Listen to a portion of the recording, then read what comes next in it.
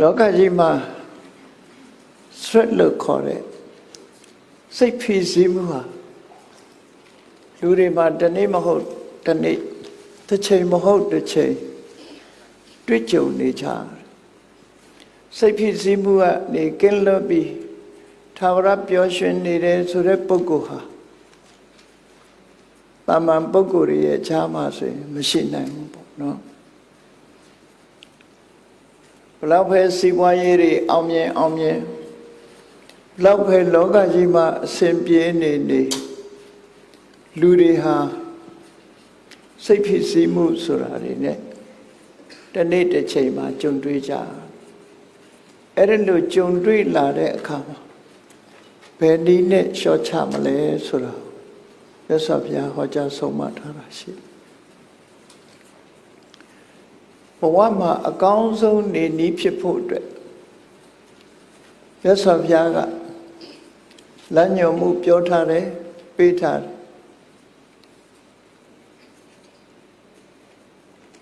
တက်ခံဂါပတံတာဓု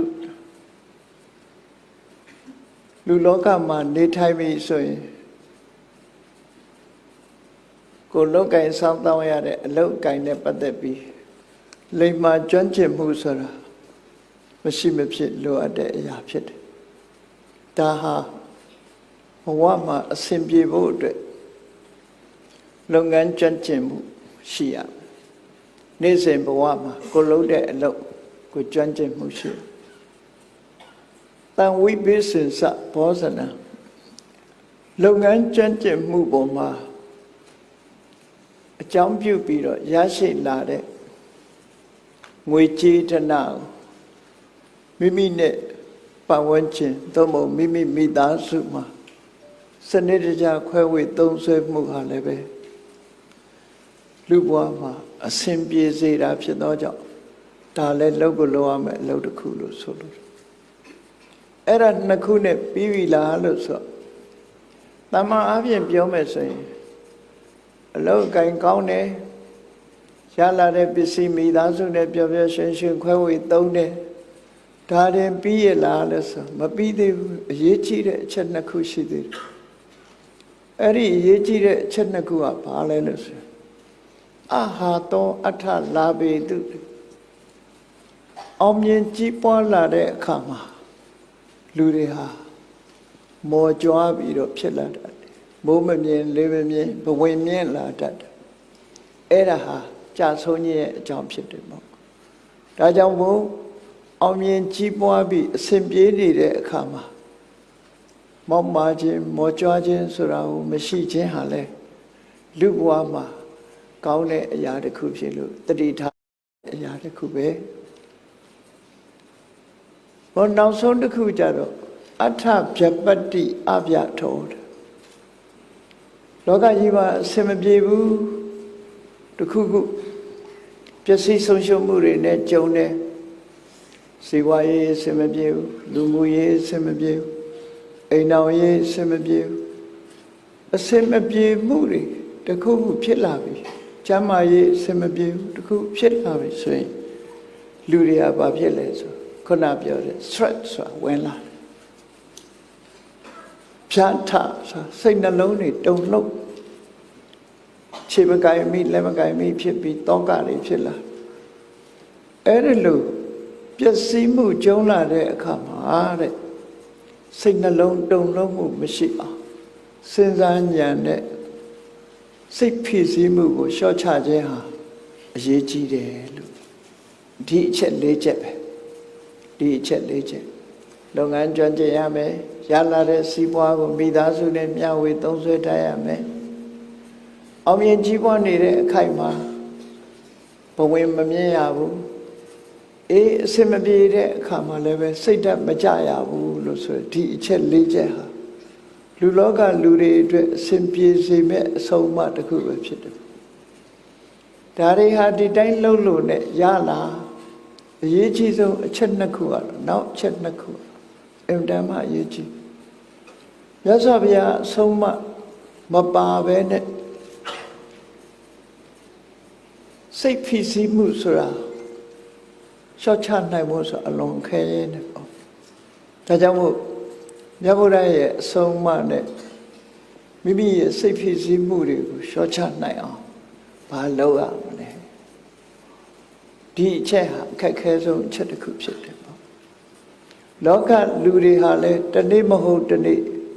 မလွဲမသွေကြုံတွေ့ရဆိုပါတော့စီးပွားရေးအဆင်ပြေနေတယ်ကျန်းမာရေးကအဆင်မပြေဖြစ်လာနောက်ဆုံးမှာမိသားစုဆိုလဲမိသားစုကျန်းမာရေးပူပန်ရတယ်မိမိကိုယ်တိုင်ရဲ့ကျန်းမာရေးပူပန်ရတယ်နိုင်ငံတကာမှာဆေးရုံကြီးတွေဆောက်ထားတယ်ဆိုတာကျန်းမာရေးအတွက်ပူပန်နေရတဲ့ပုဂ္ဂိုလ်တွေဘလောက်များနေတယ်ဆိုတာကိုစဉ်းစားကြည့်ပါအဲ့ဒီလိုကျန်းမာရေးနဲ့ပတ်သက်လာလို့ရှိရင်နောက်ဆုံးအချိန်မှာပူပန်ရမှုတွေအလုံးကိုများတယ်ဘဝတစ်ခုကအဆုံးသတ်တော့မယ်ဆိုလို့ရှိရင်လေလူမှာယောဂဝေဒနာခံစားလို့ဘဝနေကုန်ချုပ်တော့မယ်ဆိုရင်လေစိတ်အပူဆုံးအချိန်သူကိုယ်တိုင်သာစိတ်ပူတာမဟုတ်ဘူးသူ့ရဲ့မိသားစုပတ်ဝန်းကျင်ဟာလည်းစိတ်ပူကြတာအဲ့ဒီလိုစိတ်ပူမှုတွေဘာနဲ့လျှော့ချလဲရသော်ဘုရားရဲ့အဆုံးအမတရားတော်တွေဟာဒါကိုဥတည်ပြီးတော့ဟောတာတခြားဟာတွေနဲ့စိတ်ပူစရာတွေဆိုတာလွယ်လွယ်ကူကူဖြေရှင်းလို့ရနိုင်တော့လဲပျက်စီးဆုံးရှုံးမှုနဲ့ကြုံလာပြီဆိုရင်လူတွေမှာစိတ်ဖိစီးမှုတွေရှိတာအဲ့ဒီ stress ဆိုတဲ့စိတ်ဖိစီးမှုတွေဟာအဘိဓမ္မာသဘောအရပြောမယ်ဆိုရင်တောကဆိုတာသူစုံတစ်ခုမလိုလားအပ်တဲ့အချက်တစ်ခုဖြစ်တော့မယ်ဥမာပဲယောဂဖြစ်လာတယ်သို့မဟုတ်ယာတုဆုံးရှုံးမယ်သို့မဟုတ်စိစိမ်ဥစ္စာဆုံးရှုံးမယ်ကိုအတွက်ကောင်းကျိုးမဟုတ်တဲ့အရာတစ်ခုလာတော့မယ်ဖြစ်တော့မယ်ဆိုရင်လေလူတွေဟာစိုးရိမ်ကြအေးဖြစ်သွားပြီဆိုတဲ့အခါမှာလည်းစိုးရိမ်ကြတယ်ကျမ်းမာရေးနဲ့ပတ်သက်ပြီးစိုးရိမ်ကြတယ်စီးပွားရေးနဲ့ပတ်သက်ပြီးစိုးရိမ်ကြတယ်လူမျိုးရေးမိသားစုနဲ့ပတ်သက်ပြီးတော့စိုးရိမ်ကြတယ်အဲ့ဒီစိုးရိမ်သောကတွေ worry လို့ခေါ်တယ်အဲ့ဒီ worry ဆိုရင်သောကဟာ universal problem ပဲဖြစ်တယ်ဘယ်နိုင်ငံကလူပဲဖြစ်ဖြစ်ဘာလူမျိုးပဲဖြစ်ဖြစ်ဘာဘာသာကိုယ်ွယ်ဒီသောကရှိနေကြတယ်လူတိုင်းရှိနေတဲ့သောကတစ်ခုပဲအဲ့ဒီသောကကိုဘာလဲလျှော့ချအောင်ဒီသောကကိုဖြေပြောက်တဲ့နိလန်ဟာဘာလဲလောကလူတွေကတော့အလွယ်တွေးလေးရှိတယ်မိတ်ပြလိုက်မယ်သို့မဟုတ်ဒီဆေးဝါးတွေအသုံးပြုပြီးတော့အပျော်ဘက်ကိုဥလှည့်နေလိုက်မယ်ထွက်ပေါက်တွေအမျိုးမျိုးရှာကြတယ်လောကလူတွေထွက်ပေါက်တွေမျိုးသို့တော့အဲ့ဒီထွက်ပေါက်တွေနဲ့ရှာသည့်အတွက်ကြောင့်ကောင်းကျိုးချမ်းသာဆိုတာမရဘဲနဲ့တောကဟာရှိနေမြဲပဲ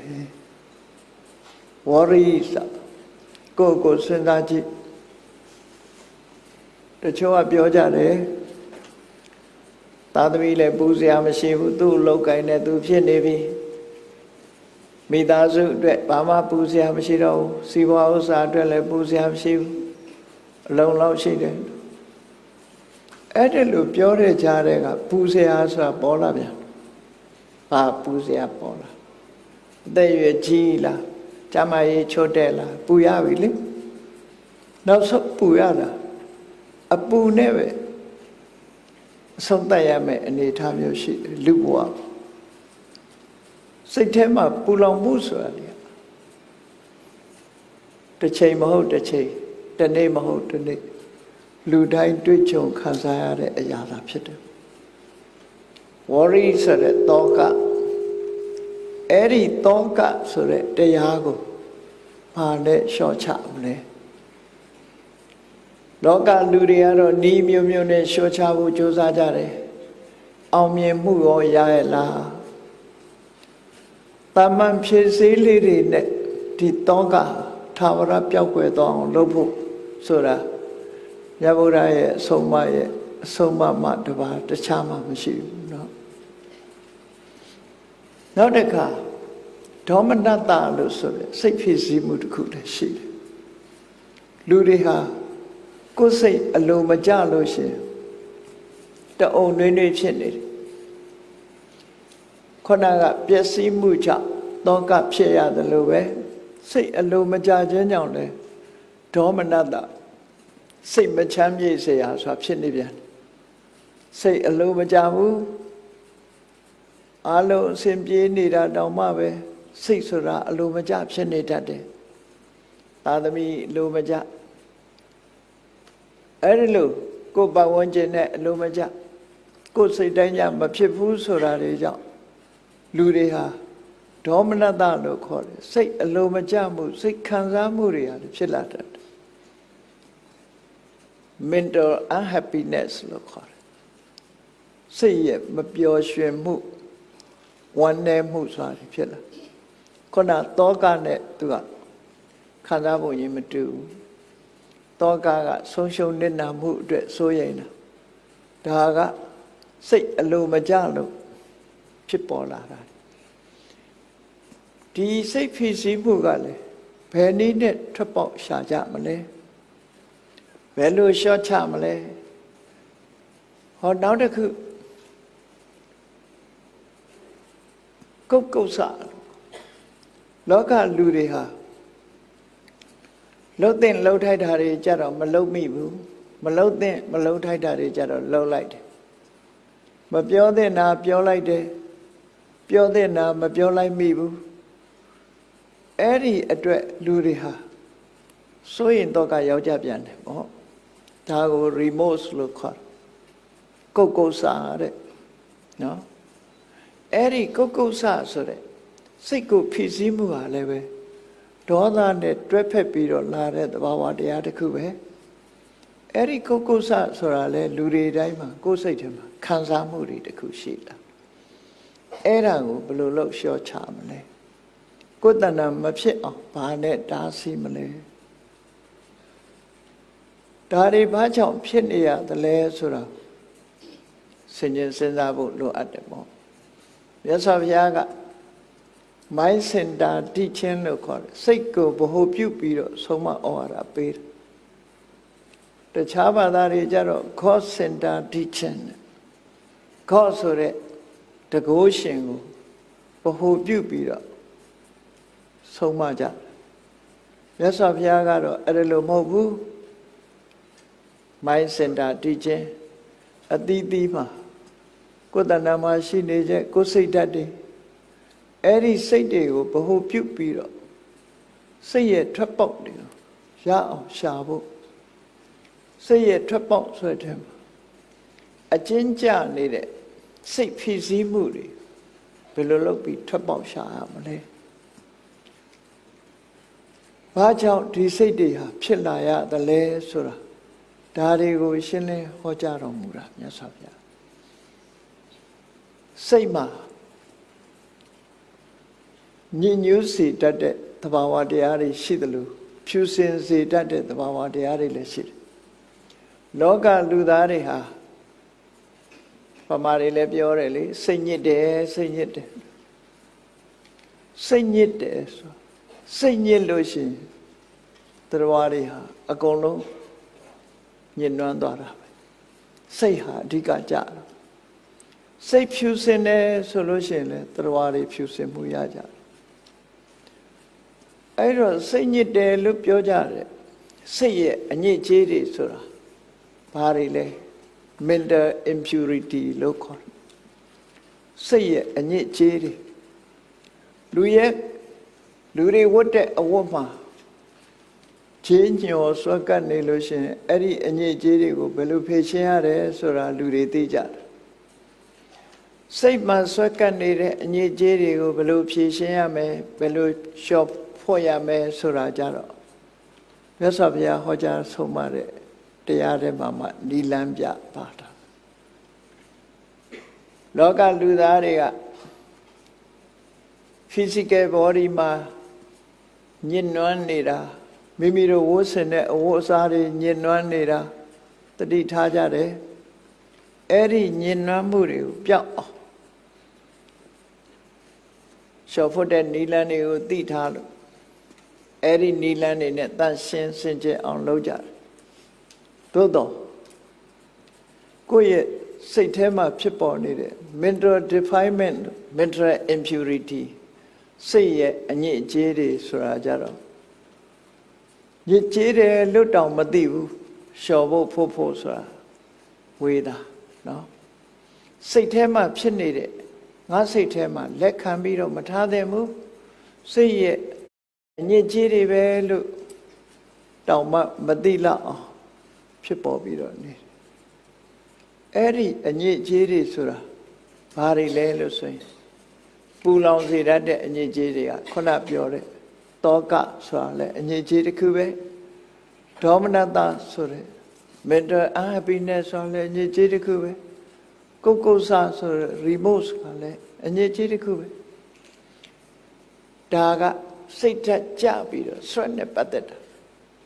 အေးစိတ်ဓာတ်တွေမြင့်တက်ပြီးတော့စိတ်ရဲ့အညစ်အကြေးဖြစ်ဖန်တီးသွားတဲ့စိတ်ရဲ့အညစ်အကြေးတွေဆိုတာလည်းရှိသေးတယ်။ဘာတွေလဲမာနနော်မာနဆိုတာဘဝင်မျက်နာကိုထင်ကြီးတာကိုအရေးချင်းကိုအထင်ကြီးလွန်းတဲ့မာနတစ်ဖက်သားကိုအဖက်မလုပ်လို့တဲ့မာနအဲ့ဒီမာနတွေဟာလည်းပဲလူဘဝမှာမေတ္တာပြည့်ခြင်းရဲ့အကြောင်းဖြစ်လို့အရေးအကြောင်းရှိလို့ရှင်လူတွေမှာထိုမာနရဲ့အကျိုးဆက်ကိုလှလှပပခံစားကြရအောင်နောက်အများစုနဲ့ပြောမယ်ဆိုလို့ရှင်လူတွေရဲ့တဏ္ဍာမှာဖြစ်တဲ့လောဘဆိုတာလိုချင်တာလဲလောဘမရရင်မရခင်လိုချင်တယ်ရပြီးရင်ဆုပ်ကင်သိမ့်ပိုက်ထားတယ်တွေ့တာထားတယ်မရခင်လိုချင်ပြီးတော့ရရင်ဆုပ်ကင်ထားတတ်တဲ့လောဘ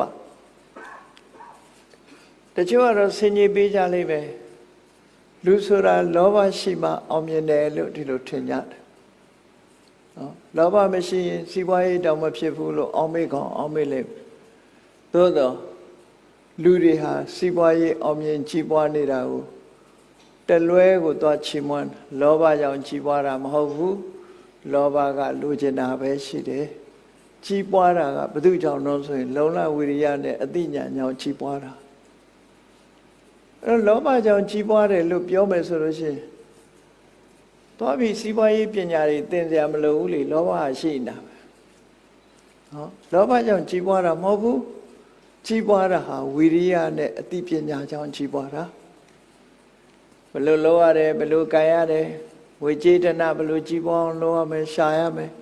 အလုတ်ကိုင်နဲ့ပတ်သက်ပြီးတော့ဘယ်လိုလုပ်ရမယ်ဆိုတဲ့သိတဲ့ပညာကြိုးစားအားထုတ်မှုလုံလဝိရိယ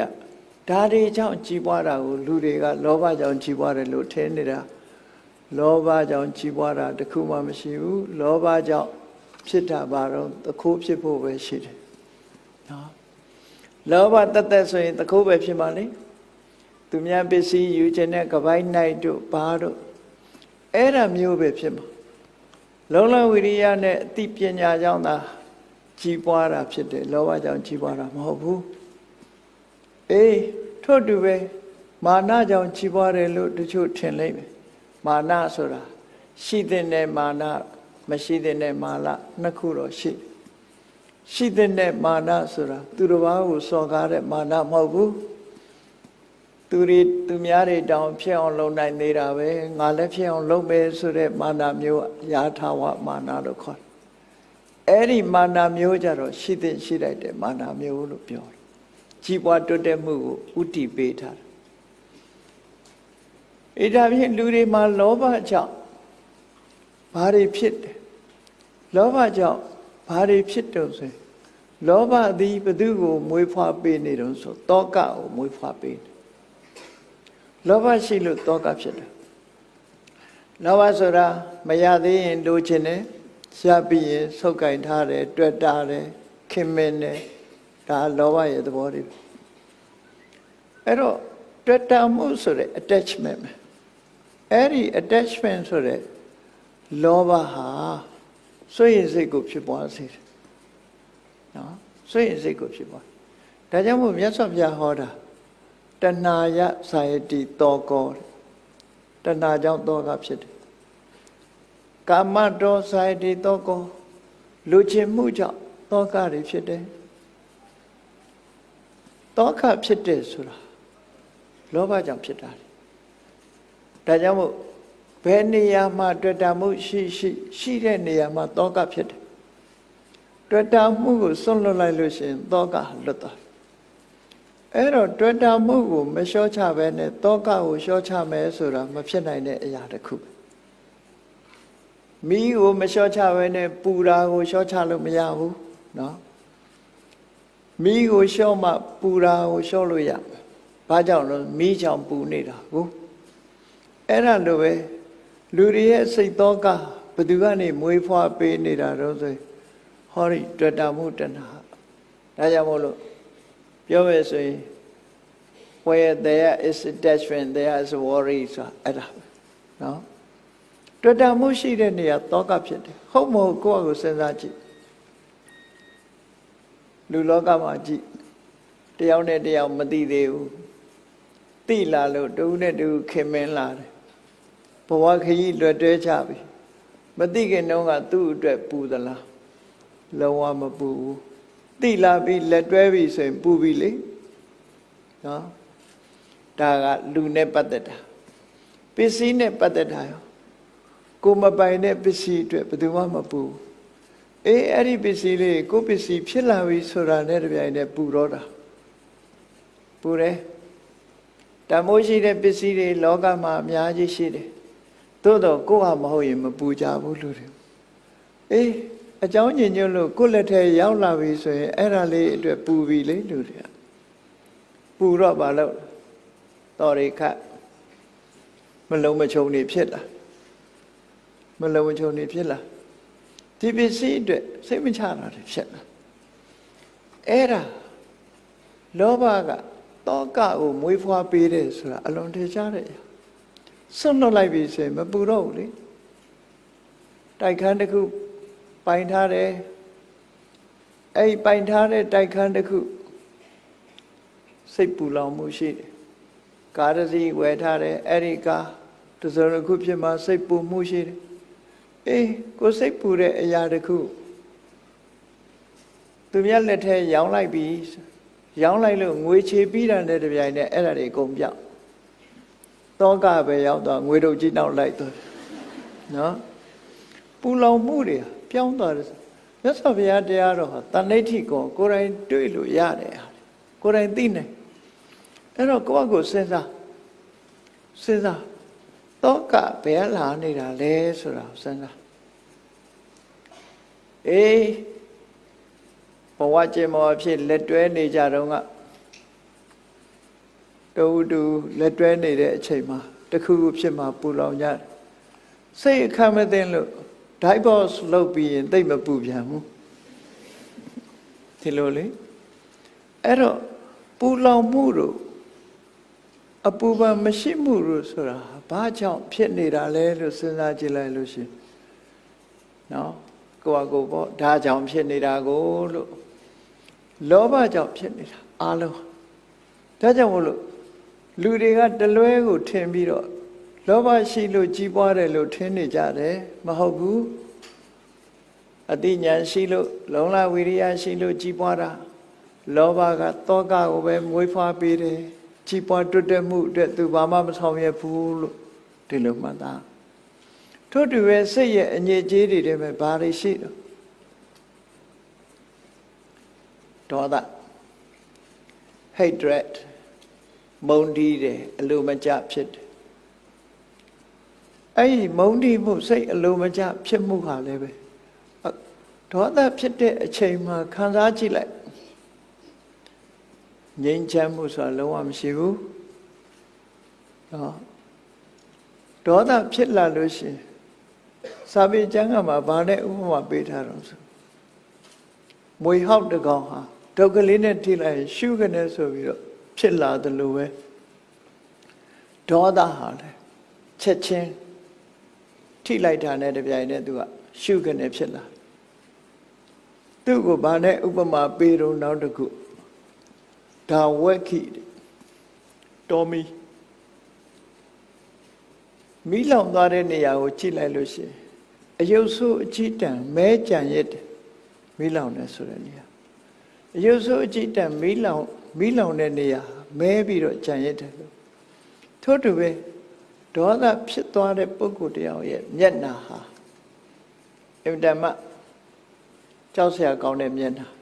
စိတ်ဆိုးနေတဲ့အချိန်မှာမှန်လေးတစ်ချက်တော့အမြဲဆောင်တာ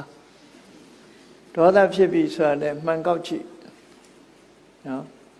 မှန်ကောက်ကြည့်ရင်ကိုယ့်ကိုယ်တောင်လန့်ကောင်းလန့်တကယ်ဒေါသဖြစ်နေပြီဆိုလန့်တော့ငါရုပ်ကြီးမှဟုတ်ကဲ့လားအဲ့တော့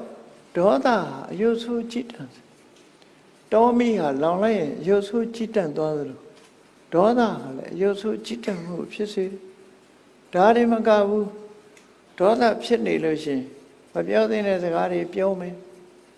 ပြောပြီးမှဆက်ဆရာတွေဖြစ်လာမလုပ်တဲ့အလုပ်တွေလုပ်တယ်လုပ်ပြီးမှပြန်ပြီးတော့အရှက်ရအဲ့ဒါဒေါသရဲ့အဖြစ်တွေပဲဒါဟာ mental defilement လို့ခေါ်စိတ်ရဲ့အညစ်အကြေးတွေမြတ်စွာဘုရားကအဲ့ဒီစိတ်ရဲ့အညစ်အကြေးတွေကိုတစ်ခုစီတစ်ခုစီရှင်းပြပြီ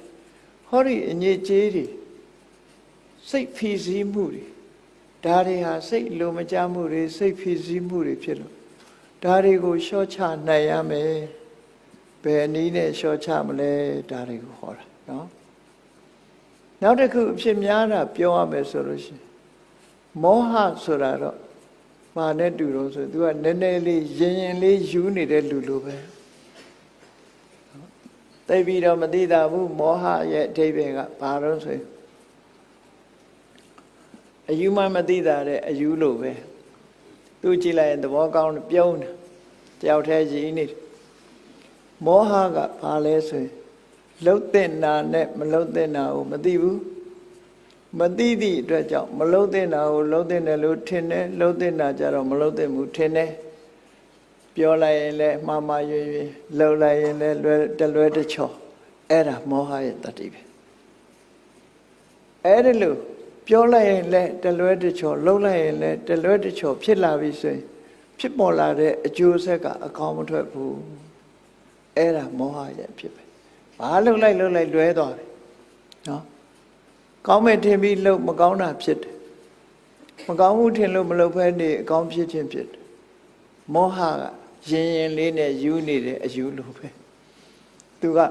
ဒေါသလိုတော့ရှူထိုင်မလှုပ်ဘူးလောဘလိုခြေမကင်ပြီးလက်မကင်ပြီးမလှုပ်ဘူးသို့တော့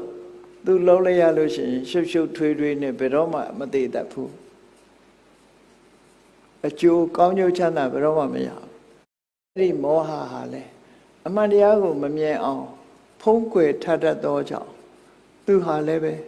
စိတ်ဖိစီးမှုကိုဖိတ်ခေါ်နေတဲ့အရာဖြစ်လို့သူဟာလည်းပဲအရေးကြီးတဲ့စိတ်ရဲ့အညစ်အကြေးတစ်ခုပဲလို့ဒီလိုဆိုတာပေါ့နော်စိတ်ရဲ့အညစ်အကြေးပဲနောက်တစ်ခုအိတ်တာတို့မစ္စရိယတို့ဆိုတာရှိသေးတယ်လူချင်းဆက်ဆံတဲ့အခါမှာအတန်ဆိုးရတဲ့ရုပ်မာတဲ့စိတ်နေသဘောထားတွေဟာအိတ်တာနဲ့မစ္စရိယအဲ့ဒီမှာအိတ်တာဆိုတာကကြီးပွားတိုးတက်လာတဲ့လူတစ်ယောက်ပုံမှာအကောင်းမမြင်နိုင်တာအိတ်တာ jealousy လို့ခေါ်တယ်လူတစ်ယောက်သူ့ဘာသူစ조사လို့ကြီးပွားသွားတယ်ကိုယ့်ရဲ့တာသွားတယ်မရှုနိုင်အိတ်တာ jealousy ဖြစ်တယ်မစ္စရိယဆိုတာကိုကတားနေတဲ့အချိန်မှာကိုယ့်ရဲ့တားလာမှာကိုစိုးရိမ်စိတ်ဖြစ်တာမစ္စရိယအဲ့တော့မစ္စရိယဆိုရယ်ကိုယ့်ရဲ့အတာကိုသူများကိုမဖြစ်စေချင်တာအိတ်တာဆိုတာသူများရဲ့ကိုယ့်ရဲ့တာလွန်နေမှုကိုမနာလို့မရှုစိတ်ဖြစ်တာအဲ့ဒီတရားနှစ်ခုဟာလည်းပဲလူလောကအတိုင်းဝိုင်းမှာအလုံးကိုဒုက္ခပေးပြီးပြဿနာတွေကိုဖန်တီးတတ်တဲ့တရားတွေကြီးပဲဖြစ်တယ်ပေါ့ဒါတွေဟာ mental impurity တွေပဲလို့ဒီလိုဆိုလို့တယ်စိတ်ရဲ့အညစ်အကြေးတွေ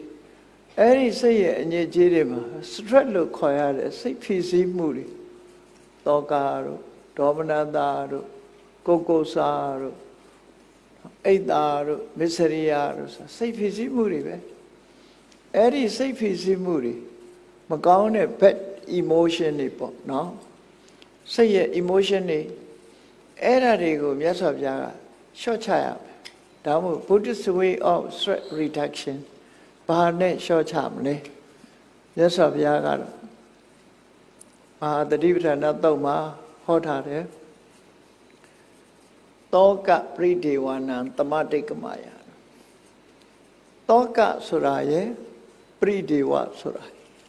တောကဆိုတာစိုးရိမ်တာမဖြစ်စေချင်တဲ့အရာတစ်ခုဖြစ်လာမှာပျက်စီးဆုံးရှုံးမှုတွေဖြစ်လာမှာဖြစ်လာပြီးရင်စိတ်ထဲမှာပူလောင်တဲ့တောကအေးမထိန်နိုင်လို့ငိုကြွေးရတဲ့ပရိဒေဝအဲ့ဒီတောကပရိဒေဝတွေကိုကျော်လွန်မှုအတွက်တခုတည်းသောနီလန်းဟာမြတ်စွာဘုရားဟောကြားတဲ့ကျင့်စဉ်တစ်ခုပဲဖြစ်တယ်ပေါ့ဒီကျင့်စဉ်အတိုင်းကျင့်လို့ရှိရင်လုံးဝကျော်လွှားနိုင်ဒုက္ခဒေါမနတနာအထင်ကမာယခန္ဓာကိုယ်ဆင်းရဲမှုကိုယ်ဆင်းရဲမှုစိတ်ဆင်းရဲမှုဆိုတာတွေကိုချုပ်ငြိမ်းသွားအောင်လုပ်တဲ့နီလန်းဟာလည်းပဲတခုတည်းသောနီလန်းပဲမြတ်စွာဘုရားဟောကြားတဲ့နီလန်းတခုတည်းသောနီလန်းအဲ့ဒီလမ်းအတိုင်းလုပ်ရမယ်လို့ဒီလိုဆိုအဲ့တော့ဒီပူလောင်မှုတွေဒါတွေကိုဖယ်ရှားနိုင်တာဘာနဲ့ဖယ်ရှားတာတော့လို့ဆိုအထွတ်ထိပ်ရောက်အောင်ရှော့ချပြီးတော့လုံးဝပျောက်ကင်းသွားအောင်ဖယ်ရှားတာကတော့ပညာသာလင်ဖြစ်တယ်ပေါ့ဒါကြောင့်မို့မြတ်စွာဘုရားသခင်ကိုရောမြတ်ကကိုယ့်ရဲ့တဏ္ဍမှာတမာရီစွမ်းအားတွေမြင့်တင်မှုပညာစွမ်းအားတွေမြင့်တင်မှုပညာကသာလင်ထာဝရတောကပရိဒေဝစတဲ့စိတ်ရဲ့ဖြစ်စည်းမှုတွေကိုလျှော့ချပယ်ဖြောင်းနိုင်မှာဖြစ်တယ်ဒါကြောင့်မို့လို့ပညာကိုကိုယ်တဏ္ဍမှာဖြစ်အောင်လုပ်ရမယ်လို့ဒီလိုခေါ်တာနော်ပညာနဲ့လျှော့ချအဲ့ဒီမှာတတိပဋ္ဌာန်သုံးပါးတတိပဋ္ဌာန်ကျင့်စဉ်ကိုကျင့်ပါလို့ဆိုတာပညာကိုရအောင်ကျင့်တဲ့အကျင့်ကိုဆိုလို့အဲ့တော့ဒီနေရာလေးမှာပညာရအောင်ပညာဆိုတာဘာလဲလောကလူတွေကလည်းပညာနဲ့ခေါ်ကြတယ်ပေါ့ဒီနေရာမှာမြတ်စွာဘုရားဟောတဲ့ပညာဆိုတာဘယ်လိုဟောလဲတရားဓမ္မတို့ရဲ့သဘာဝအစစ်အမှန်သဘာဝလက္ခဏာပင်ကိုအနေထားကိုထိုးထွင်းသိတဲ့အသိဉာဏ်ကိုပညာလို့ခေါ်တယ်အဲ့ဒီပညာဟာအမှန်တရားကိုဖုံးကွယ်ထားတဲ့မောဟဆိုတဲ့မသိနိုင်တဲ့မသိတတ်တဲ့အရာကိုဖယ်ရှားပစ်တယ်အဲ့ဒီမသိတတ်တဲ့အရာကိုဖယ်ရှားနိုင်တဲ့စွမ်းအားရှိတယ်ဒီပညာဟာလောကီပညာလောကုတ္တရာပညာလို့စာပေကျမ်းကမှာနှစ်ခုခွဲတယ်သို့သောလောကီပညာဆိုတာစာဝတ်နေရေးသင်တဲ့ပညာမျိုးဆိုလိုတာမဟုတ်ဘူးဝိပဿနာကျင့်စဉ်ကိုကျင့်တာကိုလောကီပညာလို့ခေါ်တယ်လောကုတ္တရာပညာဆိုတာဝိပဿနာကျင့်စဉ်ကိုကျင့်လို့ရရှိလာတဲ့ဒီမဉ္ဇဉ်ဖူဉ္ဇဉ်ကိုလောကုတ္တရာပညာလို့ခေါ်တယ်လောကီပညာနဲ့ဆိုတော့ဝိပဿနာပညာနဲ့ဝိပဿနာပညာကိုဖြစ်အောင်ပွားပြီးတော့မဲ့ပညာဖို့ပညာကိုရနိုင်ပြီဆိုလို့ရှိရင်စိတ်ရဲ့ဖြစ်စည်းမှုတွေအားလုံးရှော့ချပြနိုင်တယ်လို့ဒီလိုဆိုရှော့ချရုံမြမကအားလုံးကိုဖယ်ရှားပြနိုင်တဲ့အတိုင်းအတာတစ်ခုရသွားတယ်အမြင့်ဆုံးပြောမယ်ဆိုရင်ဒီဝိပဿနာကျင့်စဉ်ကိုကျင့်လိုက်လို့မဉ္ဇဉ်ဖူဉ္ဇဉ်ရသွားတဲ့ပုဂ္ဂိုလ်လမ်းဆုံးသွားတဲ့ယဟန္တာပုဂ္ဂိုလ်ဆိုတာစိတ်မှာဖြစ်စည်းမှုဆိုတာတခုမှမရှိတော့ဘူးစိတ်အလိုမကျမှုတွေဆိုတာလည်းတခုမှမရှိဘူးသဘာဝတရားကိုရှင်းရှင်းကြီးနားလည်သည့်အတွက်ကြောင့် mental impurity ဆိုတဲ့စိတ်ရဲ့အညစ်အကြေးတွေအလုံးသူ့မှာတန်ရှင်းသွားသည့်အတွက်ကြောင့်စိတ်တန့်ကြံ့ခိုင်မှုမရှိတာတွေတခုမှမရှိတော့ဘူးယဟန္တာပုဂ္ဂိုလ်ရဲ့စိတ်ဓာတ်ကြံ့ခိုင်သွားပြီအဲ့ဒါကြောင့်သူ့စိတ်ကိုသူနိုင်သွားပြီ ဘုန်းကြီးတို့တွေကကိုယ်စိတ်ကိုမနိုင်ကြဘူးမနိုင်တာဘာကြောင့်မနိုင်တာတော့ဆိုရင်ခုနကစိတ်ရဲ့အညစ်အကြေးတွေရှိနေလို့ပဲရွှေမှာရွှေဒီပဂတိရွှေတစ်ခုကိုဒီရွှေထဲမှာရောနေတဲ့တတ္တုတွေကိုတန့်စင်အောင်မလုပ်နိုင်ဘူးဆိုလို့ရှိရင်အဲ့ဒီရွှေဟာကျွတ်ဆိုင်နေမှာပဲပရိနတောင်စတဲ့လက်ကောက်တွေဆွဲကြိုးလေးတွေနမ်းဆွဲလို့မရဘူးဒါကြောင့်မို့လို့ရွှေကိုအညစ်အကြေးတွေကတန့်စင်အောင်လုပ်ရတယ်လှုပ်လာပြီဆိုရင်ရွှေဟာပျော့ပြောင်းပြီးတော့ရွှေစစ်ကြိုင်ကိုလို့တလို့ပုံသွင်းလို့ရထို့တူပဲလူတွေရဲ့စိတ်ထဲမှာခုနကပြောရတဲ့စိတ်ရဲ့အညစ်အကြေးတွေရှိနေသမျှကာလပတ်လုံးလူတွေဟာဘယ်တော့မှဒီကိုယ်စိတ်ကိုပုံသွင်းလို့မရနိုင်ဘူးစိတ်ရဲ့ဒီဖန်ဆီးမှုနောက်မှာလူတွေဟာတောကဆိုတာတွေနဲ့လိုက်ပြီးတော့နေကြရတယ်အဲဒါကြောင့်မလို့စိတ်ဖိစီးမှုကိုလျှော့ချတဲ့နိလန်းဆိုတာတခြားမဟုတ်ဘူးမြတ်စွာဘုရားဟောကြားတော်မူခဲ့တဲ့သမထကျင့်စဉ်နဲ့ဝိပဿနာကျင့်စဉ်မြမလူမျိုးတွေပြောတဲ့တရားအထုတ်ခြင်းပဲဖြစ်တယ်ပေါ့အဲ့ဒီတရားဓမ္မအထုတ်တာကိုဘယ်ပုံအထုတ်ကြမလဲတရားအထုတ်တဲ့အခါမှာနိလန်းနှစ်သွယ်ရှိတယ်တရားအထုတ်ပြီးဆိုတာနိလန်းနှစ်သွယ်တရားအထုတ်ခြင်းရဲ့အနှစ်သာရဘာလဲလို့ဆိုရင်လွင်ပါနေတဲ့မိမိစိတ်ကလေးကိုတည်ငြိမ်အောင်လုပ်ခြင်းဟာတစ်ခုမှန်ကန်စွာသဘာဝတရားတွေကိုသိအောင်ကြိုးစားခြင်းကတစ်ခုလွင်ပါနေတဲ့စိတ်ကလေးကိုထိမ့်သိမ်းဆောက်ရှောက်တယ်တည်ငြိမ်သောအောင်လုပ်တယ်ဆိုတာကိုသမထကျင့်တယ်လို့ခေါ်တယ်အမှန်ကန်သိအောင်ပညာစွမ်းဆောင်မှုတွေကိုတိုးတက်အောင်လုပ်တယ်ဆိုတာဝိပဿနာတရားအထုတ်တာလို့ခေါ်တယ်အဲ့တော့ဒီနေရာမှာသမာဓိနဲ့ဝိပဿနာသမထနဲ့ဝိပဿနာသမထဆိုတာစိတ်လွင်ပါနေတာတွေကိုထိမ့်ပေးတဲ့သဘောသမာဓိစွမ်းဆောင်မှုနောက်ဝိပဿနာဆိုတာကြတော့အမှန်အကန်သိပြီးတော့စိတ်ရဲ့အညစ်အကြေးတွေကိုလုံးဝတွန်းလှန်ပြစ်နိုင်တဲ့သဘောသမထကစိတ်ရဲ့အညစ်အကြေးတွေကိုခိတ္တခဏဖယ်ထားနိုင်တယ်တန့်ထားနိုင်တယ်သို့တော့ပညာလိုဖယ်ရှားပြီးတော့မပြစ်နိုင်ဘူးပညာကမှစိတ်ရဲ့အညစ်အကြေးတွေခုနပြောတဲ့စိတ်ရဲ့ဖိစီးမှုတွေကိုလုံးဝဖယ်ရှားပြစ်နိုင်တယ်ဒါကြောင့်မို့ဒီကနေ့ဝိပဿနာကျင့်စဉ်လေးကိုအချင်းချုပ်ကလေးပြောရမယ်ဆိုလို့ရှိရင်နော်ဝိပဿနာဆိုတာပညာကိုပြောတာအဲ့ဒီဝိပဿနာအကျင့်ကိုကျင့်ပြီဆိုလို့ရှိရင်နိလန်းနှစ်သွယ်နဲ့ကျင့်လို့ရတယ်ဝိပဿနာကိုတိုက်ရိုက်ကျင့်တဲ့နည်းရှိတယ်ဝိပဿနာကိုသမထကျင့်ပြီးတော့မှသမထကနေအခြေခံပြီးတော့ကျင့်တဲ့နည်းရှိတယ်အဲ့ဒီနိလန်းနှစ်သွယ်ပဲဘယ်နိလန်းပဲဖြစ်ဖြစ်ငါနီးကမှန်တယ်သူနီးကမှားတယ်လို့ညင်းစရာအကြောင်းမရှိဘူးနိလန်းနှစ်သွယ်နဲ့ကျင့်လို့ရတယ်နော်ဘယ်နိလန်းနဲ့သွားသမထကျင့်စဉ်ကိုအရင်ကျင့်ပြီးတော့ဝိပဿနာကိုကျင့်ရမှာဝိပဿနာကတော့မကျင့်မဲနေလို့မရဘူးမဉဏ်ဖွဉဏ်ရဖို့ပညာမှာလမ်းဆုံးတာဖြစ်သောကြောင့်ဝိပဿနာဆိုတဲ့ပညာတိုးတက်အောင်ကြိုးစားအထောက်အောင်ဖြစ်တယ်အဲ့ဒီဝိပဿနာပညာကိုချင့်ကပ်တဲ့အခါမှာသမထနဲ့ချင့်ကပ်မလားသူ့ကြည့်တိုက်ရိုက်သွားမလားဒီနှစ်ခုပဲရှိတယ်နော်ဒီနှစ်ခုပဲရှိတယ်သမထကိုအရင်ကျင့်ပြီးတော့သမထအခြေခံပြီးတော့ဝိပဿနာနဲ့သွားလို့ရတယ်အဲ့ဒါကိုသမထပုပ္ပင်ကမဝိပဿနာလို့ခေါ်တယ်သမထကရှေ့ကသွားတယ်ပြီးတော့မှသမထအခြေခံပြီးဝိပဿနာကျင့်ကိုကျင့်တယ်ဒါကနိလန်းတစ်သွယ်နောက်တစ်ခုကတော့ဝိပဿနာပုပ္ပင်ကမဆိုဝိပဿနာကိုဓာရိုက်ကျင့်တဲ့နည်းခေါ်တယ်ဝိပဿနာကိုဓာရိုက်ကျင့်တဲ့အခါမှာသမထကိုအခြေမခံဘူးလို့ဆိုတာသမာဓိကိုအခြေမခံဘူးလို့ပြောတာမဟုတ်ဘူးသမထကိုအခြေမခံတခါတရံသမထနဲ့သမာဓိနဲ့ကွဲပြားခြားနားမှုလေးကိုသိရတယ်သမထဆိုတာ technique ကိုပြောတာတခါတည်းကသမာဓိကိုပြောတာ ဝိပဿနာကျင့်လည်းပဲတမာတိလိုတယ်အ ਨੇ ဆုံးဝိပဿနာကျင့်ပြီဆိုရင်ခဏိကတမာတိနဲ့သွားရမယ်လို့ဒီလိုဆိုတယ်ဝိပဿနာကိုတိုက်ရိုက်ကျင့်ရင်ခဏိကတမာတိနဲ့သွားတယ်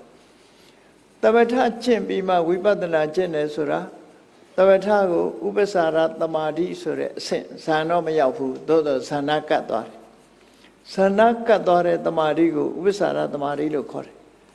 ဇန်ထိအောင်ရောက်သွားလို့ရှိရင်အပ္ပနာတမာတိလို့ခေါ်တယ်အဲ့ဒီသမထကျင့်စဉ်ကိုဇန်အဆင့်မရောက်ခင်မှာလဲဝိပဿနာလမ်းကိုကူးလို့ရတယ်ဥပ္ပစာရတမာတိကနေဝိပဿနာကိုကူးသွားတယ်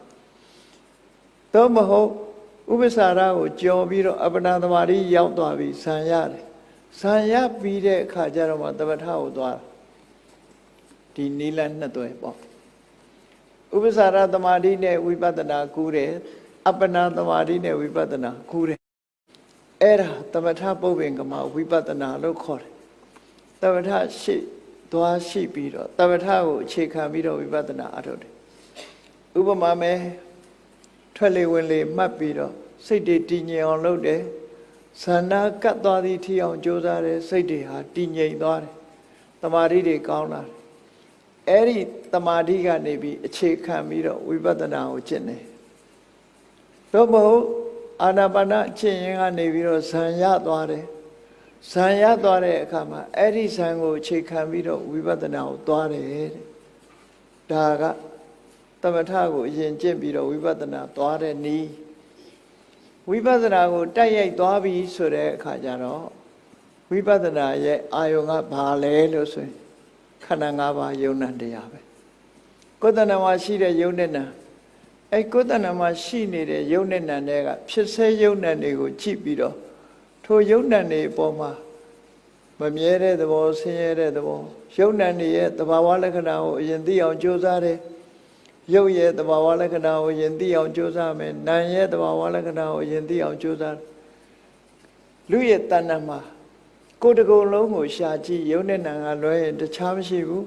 တရားဝါဆိုတာမရှိဘူးဒီယုံနဲ့နာမ်နှစ်မျိုးပဲလို့ဒီလိုကွဲပြားခြားနားသွားသည့်ထိအောင်ရှေးဥစွာကျင့်တယ်အဲ့ဒီဒေါ်ရိုက်သွားတာကြတော့ခဏိကတမာတိလို့ခေါ်တယ်ဖြစ်ပေါ်လာတဲ့ရုပ်တရားပေါ်မှာဖြစ်ပေါ်လာတဲ့ရုပ်တရားနံတရားတွေအပေါ်မှာခဏမြတည်ထန့်သွားတဲ့တမာတိကိုခဏိကတမာတိအဲ့ဒီအာယုံလေးပေါ်မှာ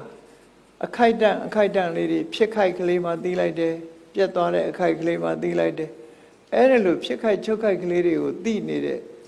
အတိတမာတိလေးကိုအခြေခံပြီးတော့ကျင့်တာဒါကဝိပဿနာတိုက်ရိုက်သွားတဲ့နည်းလို့ခေါ်တယ်အဲ့တော့ခဏိကတမာတိဆိုတာဝိပဿနာသွားတဲ့တမာတိကိုပြောတာနာဟိခဏိကတမာတိဝိနာဝိပဿနာ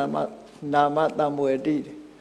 သမထမကျင့်မဲနဲ့ဝိပဿနာကိုတိုက်ရိုက်သွားတယ်လို့ဆိုတဲ့နေရာမှာခဏိကတမာတိတော့ပါရမယ်တယ်လို့ဆိုလို့နော်ခဏိကတမာတိဆိုတော့သိတဲ့အခိုက်ကလေးတွေမှာဖြစ်ပေါ်လာတဲ့ဉာဏ်တိုက်ရိုက်ကိုသွားတာအဲ့ဒီဉာဏ်နဲ့ရှုလိုက်တဲ့အချိန်လေးတွေမှာတည်ငြိမ်သွားတဲ့တမာတိလေးကိုဆိုလိုတယ်သူအဲ့ဒီခဏိကတမာတိနဲ့သွားတဲ့နီးအဲ့ဒါလို့တရားအထုတ်ခြင်းဟာနီလန်းနှစ်သွဲရှိတယ်ဒီနီလန်းနှစ်သွဲကဘာထူးတယ်လဲလို့မေးလို့ရှိရင်စာပေကျမ်းကမှာဥပမာပေးထားတာရှိတယ်သမထကျင့်ပြီးတော့ဝိပဿနာကျင့်တာကဘာနဲ့တူတော့ဆိုရင်ဟိုဘက်ကန်းတကန်းကိုကုတဲ့အခါမှာလှေတို့သင်္ဘောတို့နဲ့ကူးတာနဲ့တူတယ်တက်တက်တာတာသွားဝိပဿနာတိုက်ရိုက်သွားတဲ့လူကြတော့ရေထဲမှာလက်ပစ်ကူးသွားတာနဲ့တူတယ်နော်ဝိပဿနာကြတော့လက်ပစ်ကူးသွားတိုက်ရိုက်သွားတဲ့နည်းပေါ့အဲ့တော့ဘယ်ကပိုတက်တာတော့ဆိုသမထကျင့်ပြီးဝိပဿနာကျင့်တာပိုတက်တာတဲ့လို့ပြောအောင်တက်တာခိုးခြင်းလို့ရှင်နော်အဲ့တော့ဝိပဿနာသမထအရင်ကျင့်ပြီးမှဝိပဿနာကျင့်တာဟာလှေစီးပြီးတော့ဟိုဘက်ကန်းကူးတာလို့ဝိပဿနာကိုတိုက်ရိုက်ကျင့်လို့ရှိရင်လည်းလက်ပစ်ကူးသွားတယ်လို့ရေထဲဆင်းကူးသွားတာ ਨੇ တူတယ်လို့ဒီလိုစာပေကျမ်းကမှာဥပမာပေးထားတယ်။ဘာဖြစ်လို့လဲဆိုရင်သူကသမာဓိကိုတီးခြားထူထောင်မှုမပြုဘဲနဲ့ဝိပဿနာကိုတိုက်ရိုက်သွားတာဝိပဿနာတိုက်ရိုက်သွားတာဉာဏ်နဲ့ပဲသွားတယ်။အဓိကကတော့ဉာဏ်ပဲ အဲ့တော့ဒီလိုသမထကျင့်စဉ်ဝိပဿနာကျင့်စဉ်ကျင့်နေတာကိုပဲတရားထုတ်တယ်လို့ခေါ်တယ်နော်ခရီးတရားထိုင်နေနဲ့ပြောထိုင်မထိုင်တရားကျင့်တယ်ဆိုတာတရားထုတ်တယ်ဆိုတာကိုယ်တဏ္ဍာမှာတမာရီတရားတွေဖြစ်ဖို့ပညာတရားတွေဖြစ်ဖို့ကြိုးစားအထုတ်ခြင်းပဲဒါကိုဆိုလိုတယ်ပေါ့အဲ့တော့ဝိပဿနာကိုသွားတဲ့အခါမှာသမထကသွားတာရှိတယ်ဒီဝိပဿနာတိုက်ရိုက်သွားတာရှိတယ်ဒီနီလန်းနှစ်သွယ်လုံးဟာကျင့်လို့ရတယ်လို့ပဲဒီလိုမှအငင်းပွားစရာအကြောင်းမရှိဘူးဝိသုဒ္ဓိမက်မှာလည်းဒီလမ်းနှစ်သွယ်ကိုပြထားတာရှိတယ်တခါဓမ္မဒါယရသုတ်အထက်ကထာမှာဆိုရင်ဘာဝနာနယဆိုပြီးတော့ဟောထားတဲ့ထဲမှာနော်ယောဂီပုဂ္ဂိုလ်ဟာတချို့ယောဂီပုဂ္ဂိုလ်ဟာတဲ့သမထကိုအရင်ကျင့်တယ်တဲ့ကျင့်ပြီးတဲ့အခါမှာအဲ့ဒီသမထထဲမှာပါတဲ့နံတရားတွေကိုရှုပြီးတော့ဝိပဿနာသွားတယ်ဒါကတနည်းတချို့သောယောဂီပုဂ္ဂိုလ်တွေကြတော့သမထကိုလုံးဝမသွားဘဲနဲ့ဝိပဿနာတိုက်ရိုက်ကျင့်တယ်တဲ့ဒီလိုနီးနှစ်နီးပြထားတာရှိတယ်ပေါ့အဲ့တော့ဘယ်နီးနဲ့ပဲသွားကိုယ်အစဉ်ပြေတဲ့နီးနဲ့သွားအဓိကကတော့ဝိပဿနာကိုသွားဖို့အဓိကပေါ့နော်ဝိပဿနာရမှအထုတ်နိုင်မှသူကမဉ္ဇဉ်ဖွဉ္ဇဉ်ဆိုတာပေါ်မှာကျင့်ရတာဆိုတာသမထနဲ့ဝိပဿနာနှစ်ခုပဲကျင့်ရတယ်မဉ္ဇဉ်ဖွဉ္ဇဉ်ဆိုတာကျင့်ရတဲ့အရာမဟုတ်ဘူးဝိပဿနာကျင့်ရင်ကနေပြီးတော့ရရှိလာတဲ့အရာသာဖြစ်တယ်ပေါ့ဒါကြောင့်မို့အတိတ်မဲ့လို့ခေါ်တာပေါ့ရရှိလာတဲ့အရာပဲဖြစ်တယ်အဲ့ဒီတော့ဝိပဿနာတရားကျင့်ခြင်းဟာဘာအကျိုးရှိတာတော့ဆိုခုနပြောတဲ့စိတ်ဖိစီးမှုကိုလျှော့ချတဲ့နည်းတစ်ခုမြတ်စွာဘုရားပေးတာစိတ်ဖိစီးမှုကိုလျှော့ချလိုက်တယ်အဲ့ဒီစိတ်ဖိစီးမှုကိုလျှော့ချခြင်းအပြင်ဝိပဿနာအကျင့်ဟာတခုတည်းသောနိလန်းပဲလို့ဆိုလိုတယ်ဝိပဿနာအကျင့်မကျင့်မဲနဲ့စိတ်ဖိစီးမှုဆိုလျှော့ချနိုင်မှုတခြားနိလန်းမရှိဘူးဒါကြောင့်မို့မြတ်စွာဘုရားကမဟာတတိပဋ္ဌာနာသုတ်မှာဧကာယနောအယံဘိက္ခွေမက္ခောတတ္တနံဝိသုဒ္ဓိယသောကပရိဒေဝနံသမတိကမာယတရဝရီစင်ကြယ်ဖို့သောကပရိဒေဝဆိုတဲ့စိတ်ဖြစ်စည်းမှုတွေဒီလွန်မြောက်နိုင်ဖို့ဆိုတာတခုတည်းသောနိလန်းပဲဒီနိလန်းနဲ့ပဲအလုံးသွားရအဲ့တော့တတိပဋ္ဌာန်လို့ပဲပြောတခြားနည်းနဲ့ပဲပြောဒီစိတ်ဖြစ်စည်းမှုလျှော့ချတဲ့နည်းဟာတခုတည်းသောနည်းလမ်းပဲဖြစ်တယ်ဒီဝိပဿနာကျင့်စဉ်နဲ့သမထကျင့်စဉ်အဲ့ဒီကျင့်စဉ်နဲ့ပဲသွားရမှာတခြားနည်းလမ်းမရှိဘူးဒါကြောင့်မို့ရှင်သာရိပုတ္တရာမထေရကမြတ်စွာဘုရားကိုလျှောက်ထားတဲ့အခါမှာဘယ်ပုဂ္ဂိုလ်ပဲဖြစ်ဖြစ်ဖရာပဲဖြစ်ဖြစ်ယဟန္တာပဲဖြစ်ဖြစ်ပိစိကဗုဒ္ဓပဲဖြစ်ဖြစ်တန်တရားဝဆင်းရဲကထွက်ပေါက်ရသွားတဲ့ပုဂ္ဂိုလ်တိုင်းဟာနံပါတ်1ကဘာလို့ဆိုရင်နိဝရဏတရားကိုဖယ်ရှားခြင်းဘာနဲ့ဖယ်ရှားတမာရီနဲ့ဖယ်ရှားနိဝရဏဆိုတာကာမဂုဏ်အာယုန်တွေကိုလိုချင်တဲ့စိတ်တွေတဏှာတွေတခါလိုဘမရတဲ့အခါမှာဒေါသတွေကာမိသန္တာဗျာပါဒဟုတ်လားလိုရာရလို့ရှိရင်လောဘလိုရာမရတဲ့အခါဗျာပါဒဒေါသအဲ့ဒီနှစ်ခုဖြင့်စိတ်ကောင်းတဲ့အလုပ်ပေါ်မှာစိတ်အားထက်သန်မှုရောကြခြင်းဌိနမိတ်တစိတ်လေးလွင်ခြင်းနဲ့စိတ်ပူပန်ခြင်းဩဒိသကိုကိုစတန်တရားဖြစ်ခြင်းဝိသကိစ္စဆိုတဲ့ဒီနိဝရဏတရားတွေဟာအသိဉာဏ်ကိုအားပြော့သွားစေတယ်အဲ့ဒီနိဝရဏတရားတွေကိုတမာရီစွမ်းအားနဲ့ဖယ်ရှားရမယ်စိတ်ကိုဒီတတိပဋ္ဌာန်၄မျိုးအာယုံပေါ်မှာစိတ်ကိုစိုက်ထားပြီးဘုဇင်9ပါးကိုကိုယ်တဏ္ဍာမှာတိုးပွားလာအောင်ကြိုးစားအထောက်အဲ့ဒီနီးကလွဲပြီးတော့တခြားနီးမရှိဘူးတဲ့ပိစိကဗုဒ္ဓအရှင်မြတ်ဒီပိစိကဗုဒ္ဓဖြစ်သွားတာဒီလမ်းပဲယဟန္တာဖြစ်သွားတာဒီလမ်းပဲမြတ်စွာဘုရားသခင်ကိုရောမြတ်ကိုယ်တိုင်ဖရာဖြစ်သူရောက်တာလဲဒီလမ်းစဉ်ပဲနိဝရဏကိုဖယ်ရှားခြင်းတတိပဋ္ဌာန်အာယုံပေါ်မှာစိတ်ကိုစိုက်ထားပြီးဒီဘုဇင်9ပါးကိုပွားများအထောက်ခြင်းဆိုတဲ့ဒီနန်းကလွဲပြီးတော့စိတ်ဖြစ်စည်းမှုတွေကိုလျှော့ချနိုင်တဲ့နိလန်လုံးဝမရှိဘူးတဲ့ဒါကြောင့်မို့ Buddhist way of stress reduction ဆိုတာ သမထကျင့်စဉ်နဲ့ဝိပဿနာကျင့်စဉ်ကိုကျင့်ကြံကြိုးကိုအထောက်ခြင်းသာဖြစ်တယ်ဆိုတာအားလုံးသောဘုရားဘာသာဝင်သူတော်စင်တို့သိရှိနားလည်ပြီးမိမိတို့ဘဝမှာစိတ်တော်ကခင်းခင်းရှင်းရှင်းနေကြလို့ရှိရင်ဒီကျင့်စဉ်ကိုကျင့်ကြံကြိုးကိုအထောက်ခြင်းဖြင့်သာလဲ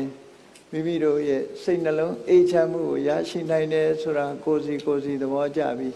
ကျင့်ကြံကြိုးကိုအားထုတ်နိုင်ကြပါစေကုန်သတည်း